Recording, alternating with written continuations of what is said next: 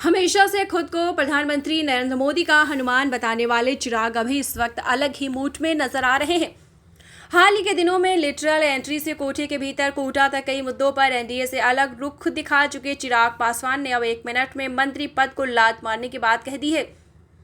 पटना के SK memorial hall में party के SC/ST प्रकोष्ठ की ओर से आयोजित कार्यक्रम में उन्होंने कहा, चाहे किसी भी गठबंधन में रहूं, किसी भी मंत्री पद पर रहूं, जिस दिन मुझे लगेगा कि संविधान और आरक्षण के साथ खिलवाड़ हो रहा है, उसी वक्त मंत्री पद को लात मार दूंगा। जैसे मेरे पिता ने 1 मिनट में मंजिल पद त्याग दिया, उसी तरीके से 1 मिनट में मंत्री पद त्याग दूंगा। आपको बताते चलें, लोगों को अपने हर अधिकारों की चिंता के लिए खोजने की जरूरत नहीं है। कोरोना को लगातार आपको बताते चले, मेरे लोगों के स्वास्थ्य न्याय हो रहा या गठबंधन में हम लोगों की बातों को सुनाने का आरोप तो मेरे सेना में ही 1 मिनट तक नहीं सोचता था। पासवान मोदी सरकार 3.0 के गठन के बाद शुरुआती दिनों से अलग तेवर में नजर आ रहे हैं।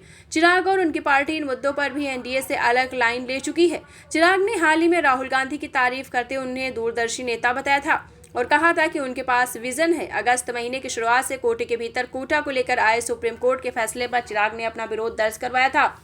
चिराग की पार्टी जिस एनडीए में शामिल है, उसके घटक दल हिंदुस्तानी आवाम मोर्चा के संस्थापक जीतन राम मांझी समेत कई नेता कोर्ट के फैसले का समर्थन कर रहे हैं।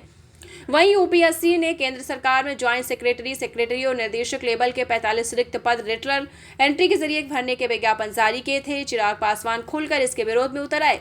बाद में सरकार ने यूपीएससी को पत्र लिखकर यह ज्ञापन रद्द करवा दिया। कोटे के भीतर कोटा के विरोध में विपक्षी दलों ने 21 अगस्त को भारत बंद का आह्वान किया।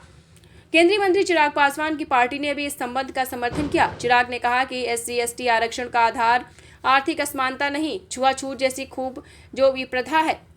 श्री राज पासवान ने राज्य में अपनी पार्टी के राष्ट्रीय अधिवेशन में जातीय जनगणना की मांग का समर्थन करते हुए कहा कि हम चाहते हैं कि जातीय जनगणना हो। कई बार राज्य सरकार और केंद्र सरकार जाति को ध्यान में रखकर योजनाएं बनाती है। सरकार के पास उस जाति की जनसंख्या की जानकारी होनी चाहिए।